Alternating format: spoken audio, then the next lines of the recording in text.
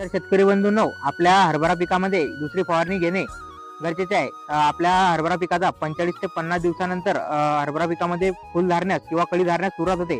या अवस्थेमध्ये आपल्याला हरभरा पिकात फवारणी घेणे गरजेचे आहे. एक जबरदस्त फवारणी सांगण्याचा प्रयत्न मी करतोय मित्रांनो, जेणेकरून आपल्या पिकामध्ये जास्तीत जास्त फुलधारणा होईल.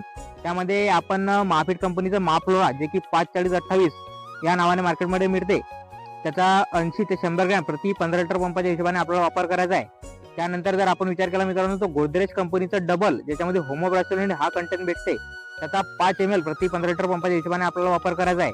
त्यानंतर सिलेटेड मायक्रोन्यूट्रन, जे की महाफीड कंपनीचं मिक्सॉल कॉम्बी नावानं मार्केटमध्ये मिळते, त्याचा 25 ग्रॅम प्रति 15 लिटरच्या हिशोबाने आपल्याला या ठिकाणी वापर करायचा आहे. त्यानंतर मित्रांनो, अळीनाशक एक प्रिव्हेंटिव्ह म्हणून एक अळीनाशक, ज्याच्यामध्ये प्रोक्लेम असेल किंवा EM1 असेल, जे की इमामेक्टिन बेन्झोएट हा टेक्निकल कंटेंट, त्यामध्ये 5% SG हा टेक्निकल कंटेंट आपल्याला त्यामध्ये मिळून जाईल. त्याचा 10 ग्रॅम प्रति 15 लिटर पंपाच्या हिशोबाने आपल्याला वापर करायचा आहे.